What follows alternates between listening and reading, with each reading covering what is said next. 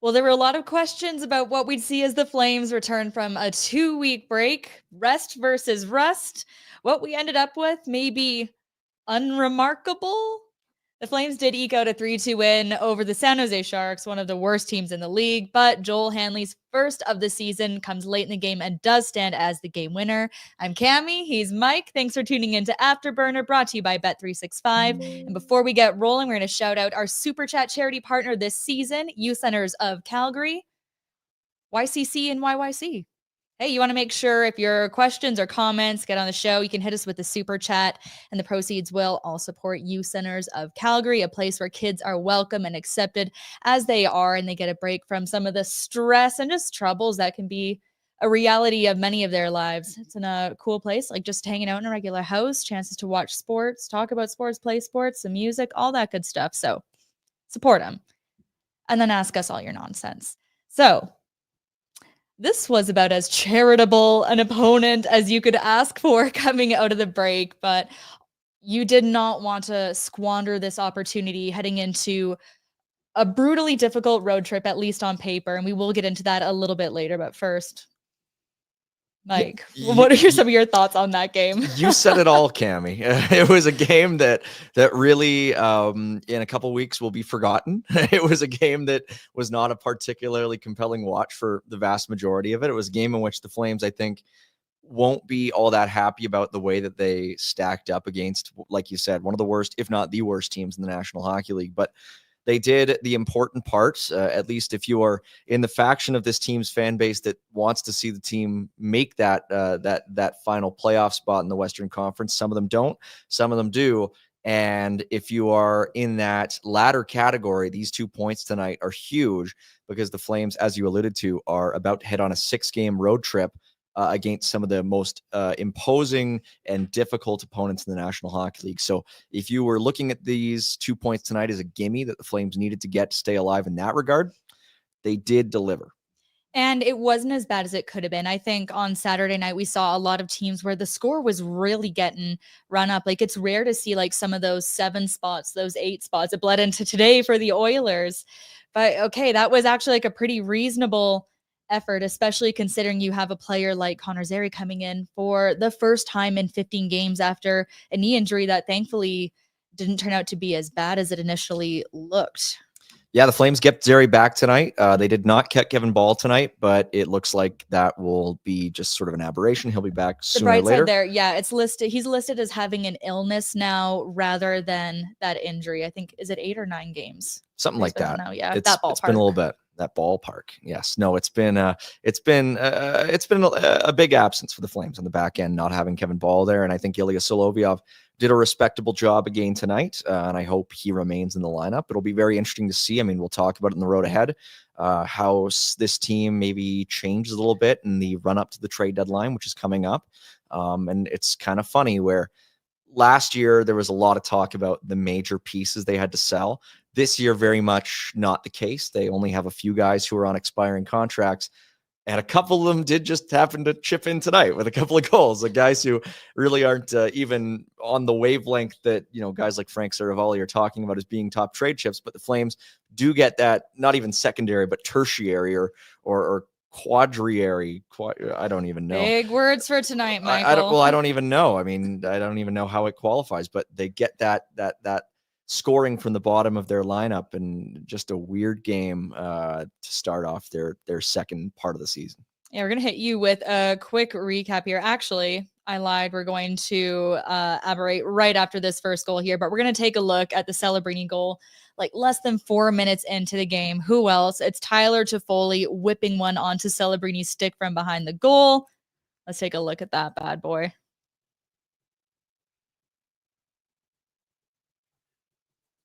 We will take a look at it. Yeah, this is like, I'm sure this is what the ice looks like to actual Give me a second. NHLers. All right. Tyler Toffoli's never been known for his speed, but certainly a little bit faster on the ice than what we were seeing there in that particular clip. Either way, it's a really quick play in front of the net. Toffoli, who scored the Sharks' second goal tonight, and who has been such a reliable player pretty much everywhere he's gone, including Calgary, was a huge part of why this game was as close as it was for a large part of it.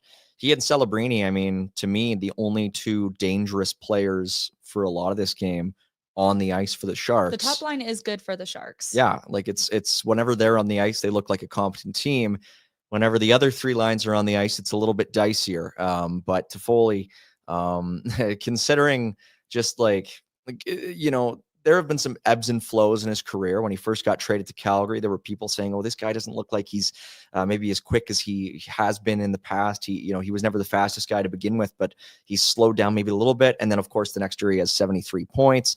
Then he goes to New Jersey, and it's a little bit, is this guy really at the same level that he was? Goes to Winnipeg, scores a lot there, and now he's in San Jose, and he's scoring a lot there again. It just seems wherever he goes, he's always effective, and he sets up Celebrini there. The Taylor Hall school of hired guns. Yes. Basically.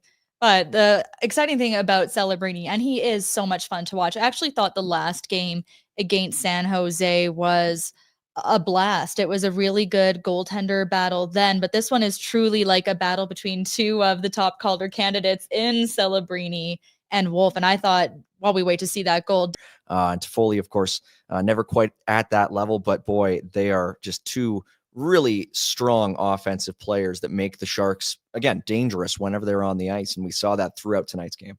Do you think he would have made it if we had a Team North America a la 2016 World Cup of hockey? Unquestionably, he would have been one of their top players. It reminds me of, I think Austin Matthews was on that team before he even played in an NHL game. And of course, Celebrini looking like a Calder Trophy frontrunner right now. And he's, I mean, he's just been an amazing addition to a Sharks team. It just goes to show when you get those top talents, just how quickly they can rejuvenate a team. The team itself, maybe not quite on that trajectory yet, but with some of the pieces they have coming in, and then Celebrini is the centerpiece, it's going to be a really interesting next few years to watch. It keeps fans invested, even if the wins aren't there. Yeah, absolutely. I mean, even Eric Francis was saying on the broadcast, he's like, I'm watching a lot of Sharks hockey, and it's like, goodness gracious, are you? You are. But obviously, this is why. But that made it 1-0 for the Sharks. That takes us to the Flames answering with Nazem Kadri's 20th of the season on the power play. 4 consecutive 20-goal seasons for him now, his 7th total. And from I don't know if we got any figure skating folks out there, but I don't know what it was about Kadri tonight. He was like almost going into the spiral a couple times. I saw him actually wipe out late in the game. Yeah. He was all over the place. Kadri had a very Nazem Kadri game. He was right in the thick of things, making some nice plays, making some plays that just made you want to throw your remote at the screen, just all over the place in crazy ways. And right there, he takes the shot that I think went off the defenseman in front. I don't remember if it was Jake Wallman who that one ricocheted off of, but either way, good puck movement on that power play. The Flames couldn't really replicate that puck movement in their other opportunities on the man advantage throughout the game, but Morgan Frost with a really nice cross seam pass, forgetting, I think, his first assist as a member of the Calgary Flames, and Nazem Kadri just does the rest. A really nice shot.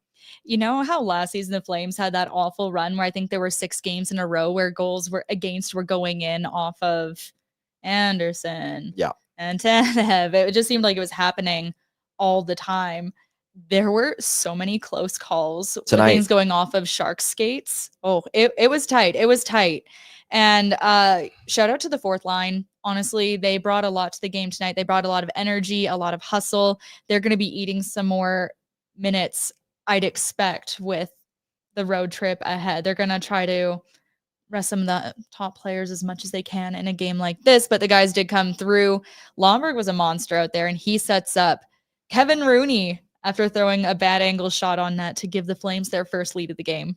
Between now and March the 7th, probably on deadline day, just being a player in his 30s who is on an expiring contract, definitely a target of some consternation in Calgary over the last little while, the last couple seasons with, his ups and downs, but leave it to NHL general managers to pursue depth additions in early March. And I think Kevin Rooney will end up being one of them for a team out there. Yeah, I remember a couple seasons ago where all of the reporters got locked in the lounge at the Saddle Dome, just hanging out, trying to do our hits at opposite ends all throughout the day. And the final move came down right at the deadline. Dryden Hunt. Yeah. Dryden Hunt. For Radim Zahorna. You never know. I mean, the other Big Z. Yeah, it's the Flames have made so many of those moves themselves, acquiring guys like that. Ryan Carpenter comes to mind, where Kevin Rooney for a 5th or a 6th round pick just seems like something that could happen. And you know what? I hope he gets a chance to play on a team that maybe has a little bit better chance in the playoffs. So, yeah. As we close out this recap, go to the third period. Tyler Toffoli, as you mentioned earlier, ties it up this Shark. Defenders just lose them. And I don't know how guys do it, but every year it seems the same 10 guys are able to find those areas better than anybody, whether it's Zach Hyman, Toffoli, used to be Sean Monahan was one of those guys. It just, the pucks find them.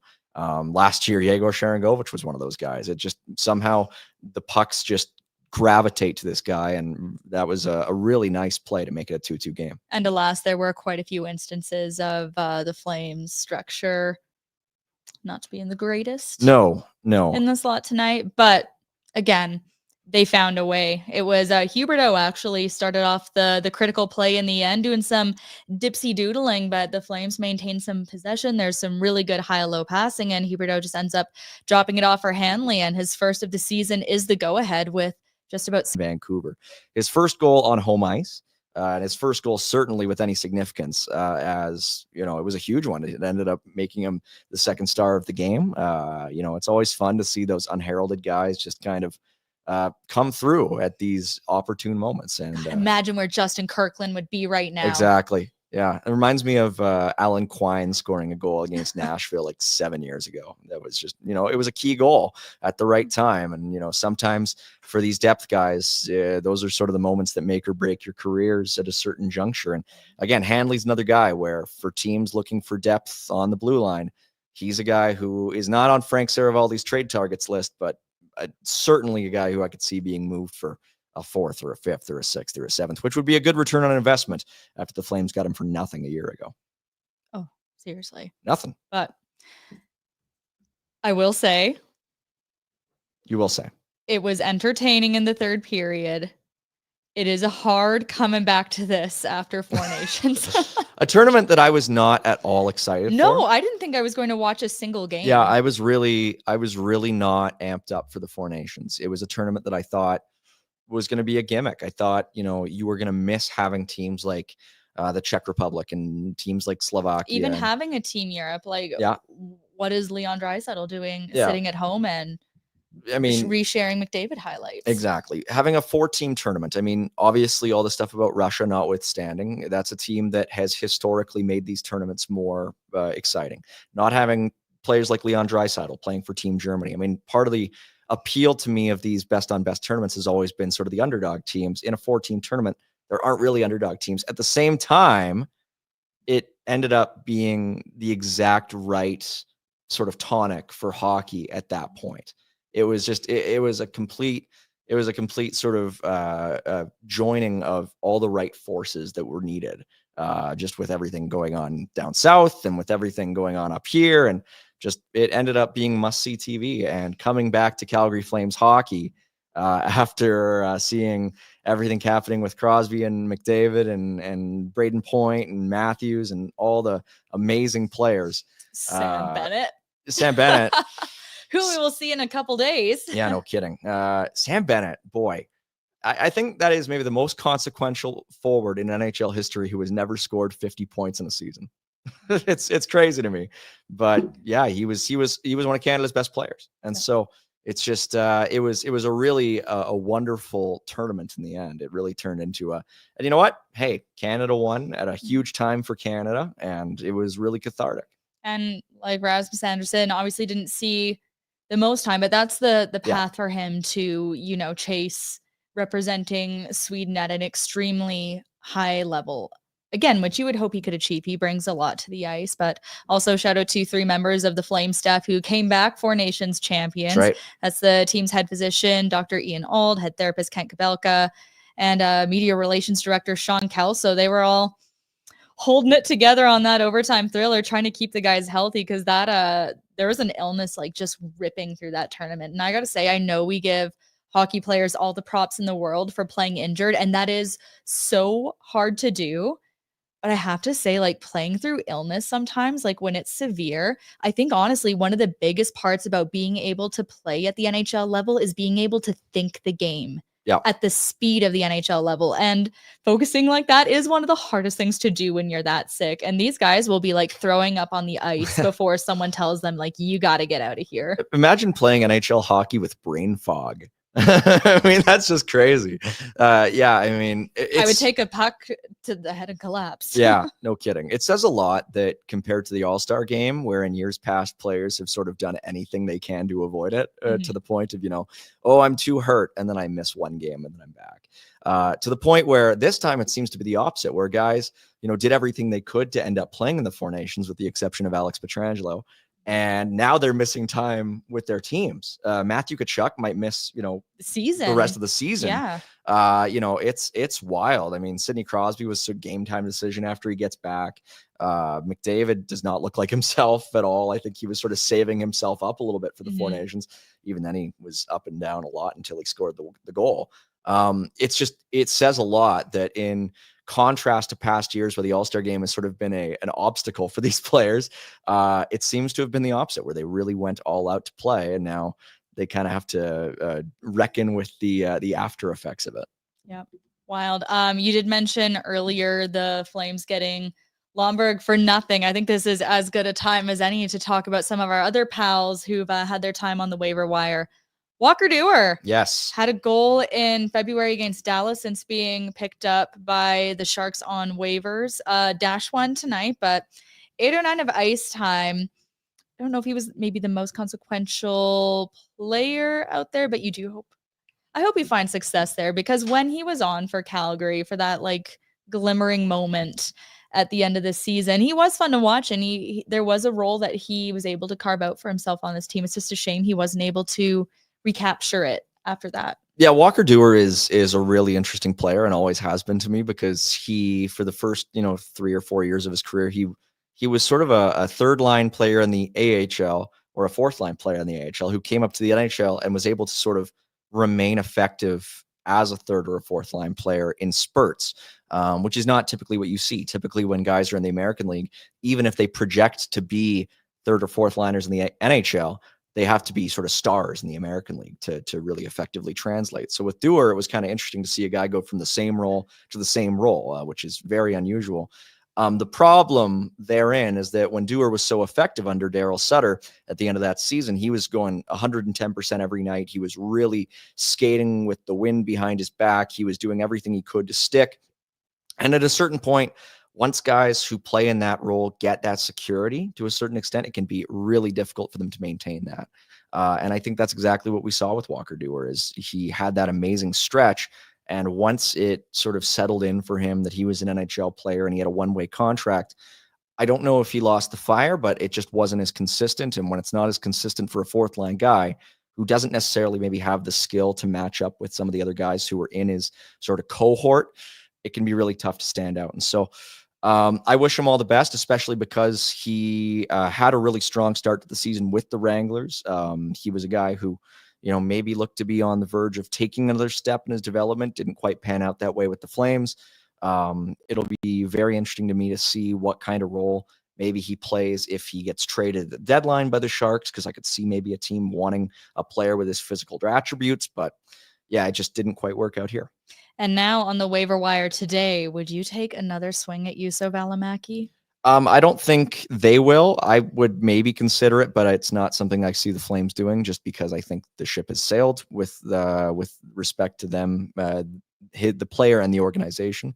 But he'll be claimed. I'd be very surprised if he wasn't claimed, just with all the injuries around the league, the spots open for teams that are lower in the standings than Calgary. The problem with Calgary right now is there's a lot that's been said about their depth on the right side with Rasmus Andersson and Hunter Brustevitz and Zane Parekh and Henry Muse.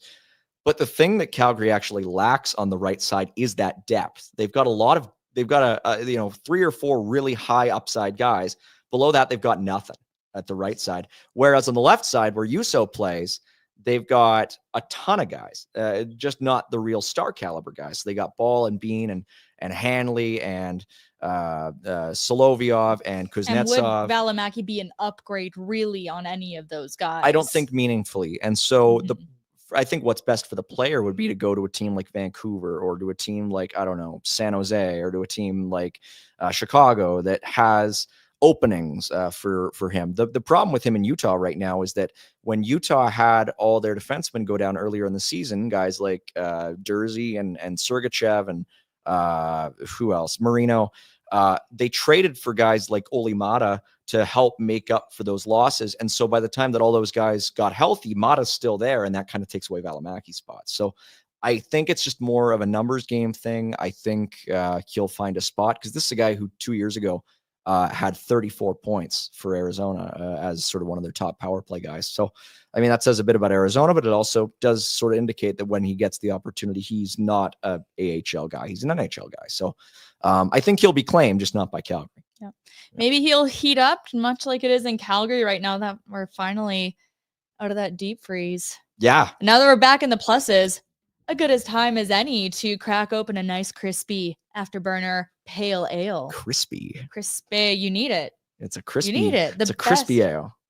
The best from Origin Malting and Brewing. They're using the barley grown on their local farm to offer the truly sustainable grain to glass experience. That's 5 generations of farming, meaning that you're not only getting intentionally chosen ingredients, but the roots that run deep in the community. And I know that's something that's very important to a lot of people right now. So Afterburner listeners, you can ask for Origin products at your local liquor stores, your favorite pubs and restaurants. If they don't have it, request them to bring it in, and we can all cheers together. It sounds like a real plan. It's a perfect plan. Yeah, it's a perfect better plan. than the Flames. I don't know. No, maybe not better than Craig Conroy's ultimate plan. We're going to see how that shakes up. This road trip could be really what decides the direction of this season, because it's been so tight pretty much from the get-go. It's hard to say this team is fully in tank mode or they are in playoffs. Let's make a run for it. Let's try to capture lightning in a bottle. Lightning in a bucket. That's the Rhett-ism. Yeah. And a lightning in a bucket. Man's full of wisdom. You got to capture the lightning and in other a bucket. things. No, it's been a strange season for the Flames, where they have been, you know, I made the point on social media earlier today, and I think it still rings true, in that it is unusual for the Flames to be so close simultaneously to a playoff spot and a top 10 pick. Wherein at this point of the season in previous years, it's felt like there's been sort of a more distinct lower echelon of the league that has been, you know, harder for them to catch in quotation marks by losing, you know, only a couple of games. Whereas this year, they are, even after winning tonight, so close to the bottom 10 of the league, where if they do go on this road trip against some of these top teams and lose a bunch, well, all of a sudden you're sitting here and saying, okay, we just got passed by Utah, and we just got passed by St. Louis. We even got passed by Anaheim, who are only 5 points back of the Flames right now. Yeah, with Anaheim's the same number of surging games a little played. bit. So it is unusual, wherein, you know, at the same time, if the Flames go on this road trip and surprise everybody and beat Washington and beat Carolina and beat Florida, then they're probably passing Vancouver, because Vancouver looks terrible right now. They had like 14 shots tonight against Utah and lost. But this is also how Calgary jumped back into a playoff position at the end of December. That's right. Like Vancouver looked awful, and it looked like the world was truly going to cave in on them. And then, you know, they strung together some wins. They get back in front of Calgary, and I feel like we're just going to be doing this dance the whole stretch. Yeah, it's going to be really fascinating, because the teams below Calgary have been performing relatively well. You know, in the first couple games, Utah has been winning. St. Louis has just won their last game. Anaheim is 7-2-1 in their last 10. So it's really interesting stuff to watch, because the margin of error and the margin between that 10th spot and the 16th or 17th spot is so close, where even tonight's win, you know, you can sort of say, okay, they won. It's back in playoff mode. Let's go. Let's see them win all these games. While all of a sudden, even if they lose just 2 in a row, they're right on the door of being able to keep their own first round pick. So I don't envy Craig Conroy. The good thing for him, at least, is that he's not like really creeping up against making a bunch of decisions right away. He has time with Rasmus Anderson. He has time with Nazem Kadri. He has time with Mackenzie Weegar or whomever. It's only really guys like Dan Vladar and Joel Hanley and not Tyson Berry, but you know, Kevin Rooney, who are really looming. So He's got a little bit of flexibility, but it's going to be a real crazy ride to the end of the season, or at least till March 7th trade deadline. Since we're so deep into it now, tell us about the good folks who are bringing us the road ahead. Absolutely. Head up to Platinum Mitsubishi, and they'll take you on the road ahead up at 2720 Barlow Trail Northeast. Mike might do it himself. I might do it myself. They got great finance rates, especially on the Outlander PHEV. You might have heard the EV rebate in Canada, $5,000 off of any electric vehicle. That ended last month. But the good folks at Platinum and the rest of Mitsubishi, but especially at Platinum, are now offering 2.99% over 84 months on a new Outlander PHEV, which compared to the pre-rebate interest rates, that offers you a saving over an 8 or a 7-year term of more than $5,000. So it kind of makes up for that EV rebate no longer being there. So it's a great vehicle, best in class, best-selling plug-in hybrid as well in the entire country. Best-selling PHEV SUV. So head on up to Platinum Mitsubishi and go test drive an Outlander PHEV, and you can drive it on the road ahead for the Calgary Flames. You can take it all the way down. It's got a great electric range. I'll tell you all that if you come up. But the Flames heading on the road at their next 6 games. We'll only look at the next 5. Yeah, this is really a gauntlet. Yeah, looking at Tuesday, off to DC, facing the league-leading Capitals. Ovechkin had a hat trick tonight. They absolutely rolled the Oilers. He's now 13 goals away from breaking Gretzky's record. You know, the Flames would love to delay that a little bit. Calgary did hold Ovi off the score sheet in a 3-1 loss to the Caps on January 28th, but they did get Dubois. Yes. Did get Dubois. And after that, like, it is not getting easier from there on out. Thursday, you're visiting Four Nations champs Braden Point and Brandon Hagel and the Lightning. Hagel had a goal and an assist tonight in a win against the Kraken. The Lightning also paddled Calgary the last time they saw each other. I think Kucherov had 6 points. I think it was a goal and 5 assists, but it was like an 8-3 win, and Tampa Bay has won 5 in a row now. And then it's March, and you have the reigning champs in Florida, sans Matthew Tkachuk. We don't know if he'll be back at all this season, but of course they've also got Sam Bennett, who scored the game-tying goal at Four Nations, and then Carolina. Oh, and that's the second half of your back-to-back on that trip. 2 matinees there too. Yeah, woof. Yeah. Those matinees are tough. Like, I find, Rhett talks all about it, how those are hard games to get up for the best of times, but against opponents like that. Carolina's got Mikko Rantanen for now, but he's like probably the number one of the top players that Frank has on his trade deadline target list. And by the way, like, if you want everything going on trade deadline day, we got the daily Faceoff trade deadline special March 7th. It starts at 11 a.m. running to 4 p.m. Eastern, 2 p.m. our time. Math is hard. It's 9 to 2 our time. Yeah, there we go. Yeah. And they're going to be live breaking down every single move as it happens, probably breaking a little news along the way. They've got the reaction, the expert analysis, and all the behind-the-scenes drama, the biggest trade and news around the league. And there's going to be some special guests lined up. I wonder who's going to be on that show. Probably you. I don't think so. Maybe. Nobody's told me anything. Now, whenever these things happen, they're usually last second. I would love to go on. We'll see. I don't know if we're doing our own like little mini recap show. Maybe we'll see, but it should be fun. I'm just funny. Actually, we wrap up the road ahead. Exciting one Tuesday against Philadelphia. That's right. Frost and Farabee, Pelche and Kuzmenko. I think that was the last time I saw you, was the night that trade went down. That's and everything was going to hell in crazy. Here. It was crazy. I liked on the graphic, Jack, can you throw that back up there just for a sec? I liked how over the Philadelphia game where it said the gauntlet and Huska's nightmare, over top of Philly, it just says kinda.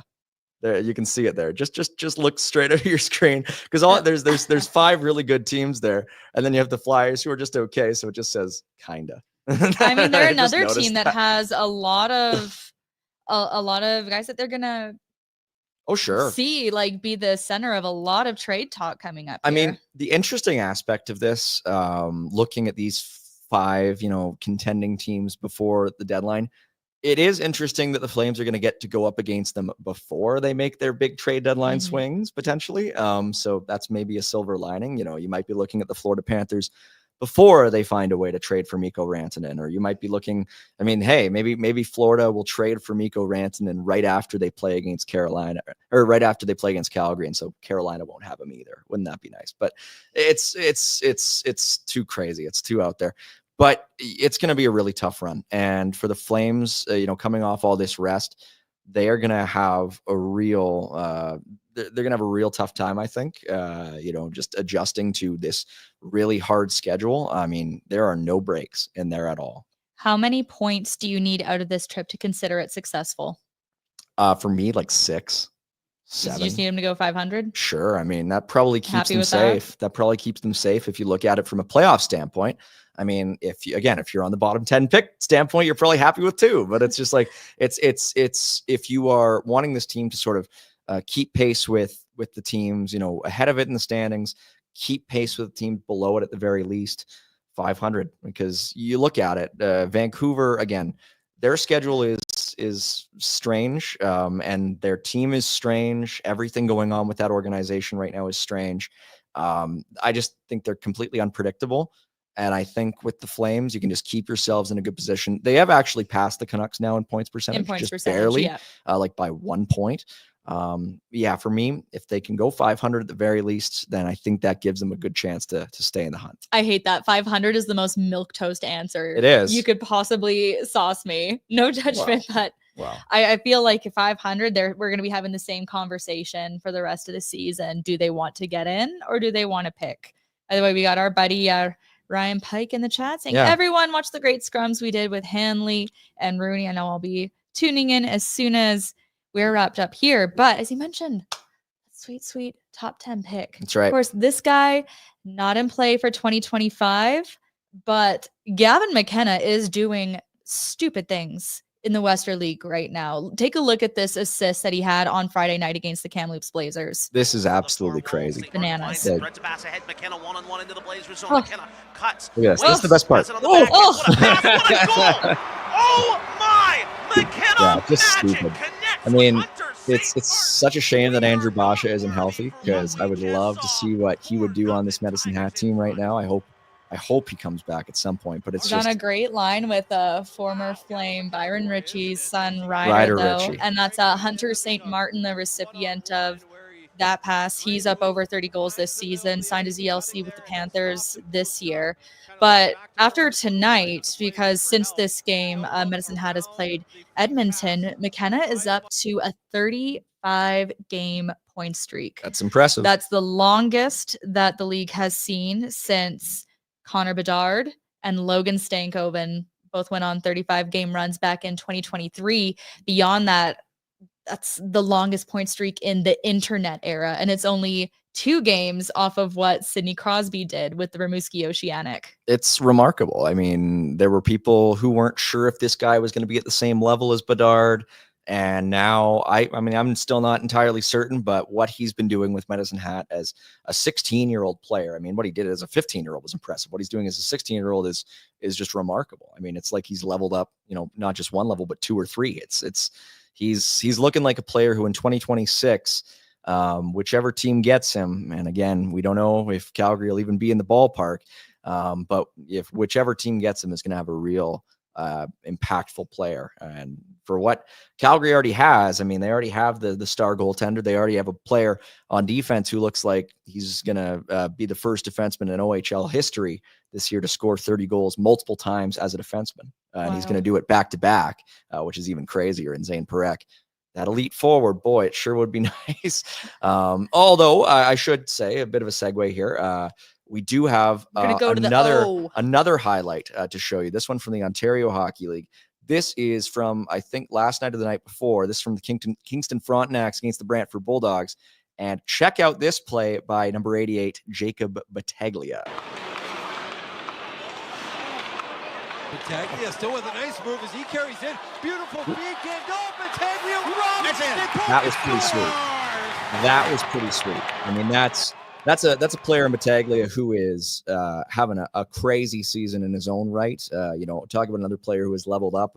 But just barely over a point a game with Kingston last year. He's way over that now. He's on pace for probably around 40 goals. And for a player who's got a frame like he does, about 6'2", 200, producing at that level as an 18-year-old in the OHL, that's not easy. And another one of those guys who you would love to probably see in the American Hockey League next year. That's not allowed just yet, or won't be allowed for a while yet. And it's a shame, but at the same time, he's going to be a real moneymaker for Kingston for a while yet, because he's an incredible player. A lot of fun to watch. All those teams, of course, just starting to punch their playoff tickets right now. Calgary Hitmen are in for sure now. Medicine Hats in. Lethbridge is one of the next teams that can make their way to the big dance. They can. They'd have to beat Hunter Lang and the Blades on Tuesday, though. And Hunter Lang, 6'6". Yeah, big big had guy. a hat trick the other night. Jerome McGinley's favorite guy. He is. I asked him about that actually the last time I talked to him, and he said, "Well, we'll see about this summer." Of course, at the draft last year, Todd Button came out and said, yeah, Hunter Lang was Jerome's pick. And Jerome said that he's going to wrestle him in the garage. And when Hunter Lang wins that match, he'll be ready for the big show. The undercard of that will be you throwing me. Yeah. Yeah. Honestly, like if someone throws up the $50, I'll do it just on a night where I'm wearing a different shirt. Yeah. And I'll wear my pants with a stretch in them. A night where I have a change of clothes. It will not be pretty. Oh, dear. Yeah, we'll wear our athleisure next time we're doing a show together. Right. And if someone sauces the $50, that's right. You're going airborne, Gould. I know. It's not going to be pretty. It's really not. It really isn't. Let's move on. Anything else you want to hit before we take a look at Bet365? I mean, really, the Flames prospects across the board are doing quite well right now. I mean, we talked about Parekh a little bit. He's also not that far away from the 100-point mark, which is really exciting. A guy who I think people should be paying more attention to is Trevor Hoskin, playing at Niagara University, who is probably the best prospect in the history of Niagara's men's program, who's leading them in scoring right now. Had another really good game the other night. Ryan Pinder with a super chat. Let's get into it. Super chats. 5 bones. Mike and Cami, who are your favorite non-Parekh prospects in the system? For me, we've already brought up his name once, but for me, it is the hometown boy, Andrew Basha. He brings a pile of piss and vinegar to everything he does, and I don't think anyone would want to, bleed for the Flaming Sea like he would. We haven't seen enough of him this year, unfortunately, because of that injury, but nothing like a pile. If there's a player who would do everything they could to get back for playoffs, it'll be him. And gosh, he's just so tempting to have on that wing. Nothing like a pile of piss and a pile of vinegar. It's a really good pick. And for me, there's so many. I mean, I have been so impressed with Matt Vagradine lately for the QMJHLs. I think it's Shawinigan doing so well. Battaglia is one who we already mentioned. I think my pick, if I had to pick just one, I was a little lower on him at the start of the year, just with the way that he was easing his way into the pro ranks. But a guy who's been really, really, really impressive, and I know Pike agrees with me on this, and a lot of guys, are really starting to see his progression as a two-way guy. Hunter Brzustewicz has been really, really good for the Calgary Wranglers of late. He scored again tonight. When you look at it at the end of the day, a guy who has been asked to play a really important role next to Yan Kuznetsov for a lot of the year on a pairing that is not sheltered at all, which is difficult to do for a guy who's 20. And when you look at it at the end of the day, he's probably going to have a stat line that's not too dissimilar from what Rasmus Anderson managed at the same age. So a guy who I think maybe is sort of fallen off the map a little bit for some fans just because he hasn't produced, the gaudy numbers that you might expect. Excuse me, for a guy who had 92 points in the Ontario League last year, but don't lose him in the shuffle amidst the Parekh and the Henry Muse hype. I would never fault a player for seeing their point totals dip when they make that jump to the AHL, because honestly, a huge part of the AHL is learning to defend at a pro level and how to work in those pro level systems. Yeah. And he's done an excellent job. Playoffs are also coming up for the Wranglers. That's right. So if you want to watch him, you want to watch Devin Cooley, all of those guys, definitely keep an eye on what they're doing, although I understand they're in some rough straits right now. Yeah, they're not doing so well. I think they're playing. They lost again tonight. Brzezewicz's goal was their only one. They lost 2-1 in Ontario. So not so good, but they're still in the fight for first in the Pacific. So we'll give them some slack. All right, let's see what we got going with Bet365 before we take your questions, comments, and concerns. Of course, this is brought to you by our buddies at Bet365, the world's largest sports betting platform. You can open an account today and bet on a massive range of markets. If it was me, it would be curling. Oh dear. Listen, don't laugh That one back got there, a laugh Jack. out of Jack. You cannot stop Rachel Homan.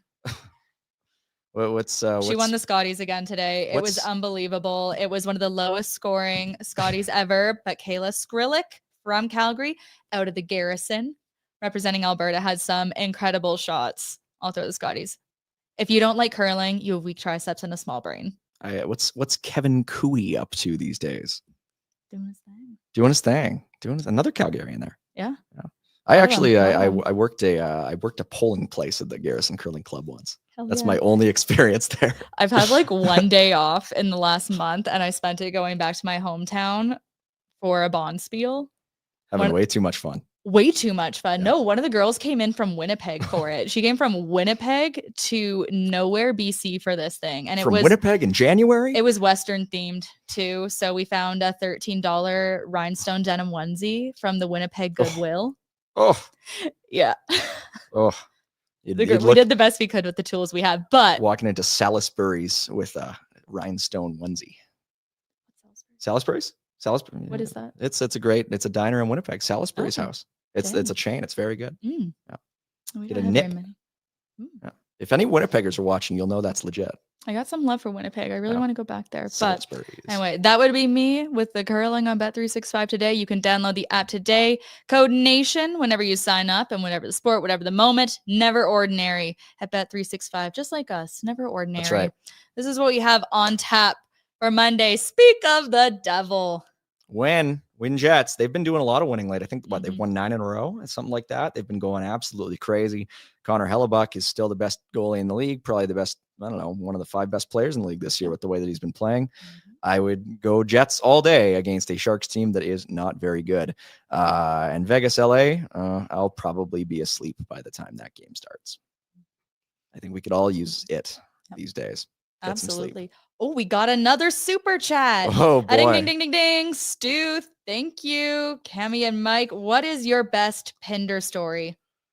Let me go. I'm going to go right, first. give her. My best Pinder story is not necessarily a story specifically about Pinder. It is more a story about myself, and I love telling stories about myself, but it does relate to Pinder a little bit. In that back in 2021, I think it was 2021, during the pandemic, there were still some restrictions going on, but my dad and I went down to the States. We went to California, and I went to a couple of Stockton Heat games. It was their last year in Stockton.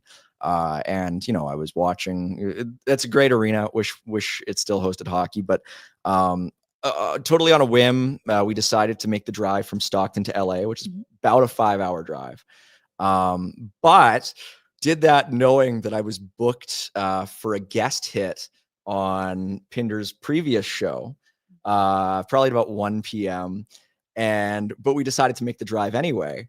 And so my dad's driving this car, and I am, waiting for the call from the producers at the station. And we pull over, and I had to sort of stand at the side of the road on on the freeway going south in California. And I think it's a miracle that I wasn't cutting out. And I was talking to Pinder, and we were talking about, I think, Jusso Valimaki at the side of the road. Amazing. And I think actually the call might have dropped out at one point. But you got to do it for the grind. That was 2 hours into a 5-hour drive, and the Flames ended up beating the Kings that night. I don't know if I'm going to find the picture for mine. Oh, but I mean, there's also the time that we did a 3.5-hour show and Pinder ended up on the toilet, but that's a bit of a different type of story. That is a very different type of story. I say after we had watched a Cavalry game with him, and then we decided just to keep the night a roll, and then we ended up at the Ship and Anchor. And after a couple pops, we decided that there's lots of paintings and art of these different ships around the ship. Yeah, but we decided they're not real unless the ship has a name. Okay. It can't be, it's not legit unless there's a little name paint on there. So we just went around the bar looking for the names of the ships, and we couldn't find any. So they're not real. You and Pinder did that? Yes. Okay. And I think this took us until about 4:30 in the morning, which was not long. before he had some work obligations. And like, credit to the man, he made He's it a pro. there on time. He's a pro with a lovely attitude, and he did a good show. See, the thing with Pinder is I wouldn't really describe most of my my history with him as stories, more as encounters. I think they're more so just run-ins. We just kind of cross. That paths sounds every now and vaguely then. salacious. It does a little bit, but he's a good-looking man. But no, it's certainly calling him at the side of the road, like in complete nowhere, California. Like I think we were right outside Gilroy, California, which is where Dustin Wolf is from. Yeah, sure is. I think people were sort of wondering if we were broken down. We were going to the Kings game, but I had to call Ryan Pinder, or he had to call me actually. Oh, and now Pike has a ship-related story that he's going to tell Pinder next time he sees him. It's probably great. It's probably a ship that Pike talked to some board member at the city about that they have floor plans for, and he like knows the development permit for it and talked to Nancy about it or something. No, this sounds like the start of like the Canadian version of National Treasure. Yeah. Sean Bean somewhere lighting explosives. We're having a great time. Goodness gracious. We were talking about tomorrow's games at some point there, but yeah, maybe we talked about it. Bet Go on the Winnipeg. Jets. Bet on the Jets. Bet on the Jets. All right, before we wrap it up here, because Mike said he's going to go get ice cream before Village closes. It's fine. Let's hit us with your questions, comments, and concerns. What do we have? What prospects do you think Conroy would use as a trade chip? Clearly, very few are safe after seeing Peltier go. Sure. And I know that he was one that the team didn't want to part with. Yeah, and he's a guy who I wouldn't be surprised if the opportunity came around if they tried to bring him back. But at the same time, I think there were some concerns from the Peltier side of things about how some of his deployment was progressing with the Flames as well. I think there was maybe a little bit of desire for a fresh start at various points over the last little while. And so that ended up happening. But same time, I mean, I look at the prospects the Flames have who aren't already under contract. And the one that really intrigues me is Henry Muse, just because he's going to the NCAA and just because, allegedly, and also just because he's not under contract, and the Flames do have those right-handed defenders already in the system, whether it be Zane Parekh or Hunter Brustevitz, just guys who, might have a little bit more on him at this point. So that's one who I would maybe sort of stop and think about a little bit. Also, just because of the kind of season that he's having, and it's not dissimilar to when the Canucks traded their own guy like that in Hunter Brustevitz. So those are guys who sometimes, we see on the move, but at the same time, I don't know if Muse is the kind of guy who would move the needle in many trades. It's an interesting thought. There's nobody who really sticks out to me though more than him at this point. Lovely. We have another one here from our pal Duehr. If you can describe the Four Nations face-off in one sentence, I would say this generation's golden goal. Yeah. See, I just can't really square that in my head, but maybe it's because I'm from the previous generation. So those kids weren't, they had no concept of what was going on. Yeah, we talked about Andrew Basher. He wasn't alive the last time the Flames made it to the Stanley Cup final. Yeah. I don't think that the 2010 Olympics were having that impact on kids who were still watching the Magic School Bus. No, you're absolutely right. I think it's a good point. To me, I would just say sort of perfect for the moment. That is, I don't think the tournament would have worked if it took place 2 months earlier. I don't know if it necessarily would have worked if it took place next season. But I think for the moment that it took place, with all the factors happening externally and everything going on, it just kind of hit the sweet spot at exactly the right moment. I think it still would have been crazy because as much as we can talk about Canada, USA all day, we cannot underscore how much Sweden and Finland like to play each other. True. I thought it was also one of the best games of. True. Yeah. I just think from the standpoint of, I mean, there's always been whenever Canada and the US have played, there's always been an element of wanting to defend our Canadianness and wanting to defend ourselves as our own separate thing. But in that particular environment, it just stood out a little bit more than it typically would. So that's where, that equation wasn't even really on my radar going into the tournament. Like it sort of was, defend the whole sovereignty thing. But by the time that it ended and other things had come into play, it really was, we got to win this game, because if we don't, what's going to happen almost to a certain extent. So you don't want to get too much into it, but it just kind of hit at the exact right time. You betcha. All right. What else we got, Jack? Realistically, what the hell are we looking at? We're good enough to keep pace with the teams below us, but we get blown out by the ones ahead. Dustin Wolf is a Band-Aid on a bullet hole. That is like the enduring mystery of the modern Calgary Flames. What is it? I say the same thing to myself in the mirror every morning. It's the fuckboy phenomenon. What are we? What are we? What are we? The Flames, I don't know. Really don't know. I've been asking myself the same question all show. What are they looking at? It's I don't know if the Flames themselves know. I think all they know right now is that Dustin Wolf is their goaltender of the future. And I think they strongly suspect that Zane Parekh will be their star defenseman of the future. And the rest is really up for debate. And they want to see how Frost will fit in. They want to see how Farabee will fit in. They want to see how the middle contingent of the roster continues to grow, whether it be Zary, Sharangovich, Pahal, whoever they end up keeping down the line. But it really will come down to those two young stars and whomever they can add who is of a similar caliber, because those guys aren't easy to find. I think we're looking at foundation until you have a true star player, preferably a centerman in your system coming up front. You said it. I think obviously, like, no shade to Dustin Wolf. I think it's just very hard to have a goaltender, no matter how good they are, because a goaltender cannot play 82 games. It's hard to say that is the future that you are going to pin all hope on. It's a good point. Yeah, we just need someone who will reliably be scoring the goals at the other end. But hey, who knows? Maybe that could totally change when we see some of these defensemen coming up. Yeah, it absolutely. But I do think there are some great foundation pieces there. Mm-hmm. Anything else? We'll do a couple more here, and then we'll hit it. Will Ovi be able to get 13 more goals past Gretzky?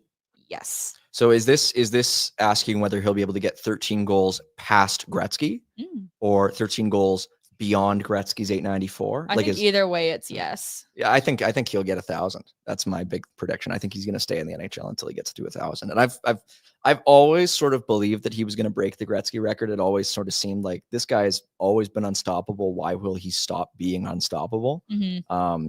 His game has never really been built on speed, at least not since he was like 28. When he first got into the league, he could really fly, but really he's kind of settled into, he sort of scores goals from this one spot. And as long as he can get to that one spot, and people are sort of also poo-pooing him getting empty net goals, but the Capitals are one of the best teams in the league at 6-on-5s against. And those are important. You gotta win those games. You gotta seal those games. More importantly, we've seen how many people have missed those goals. Oh my God!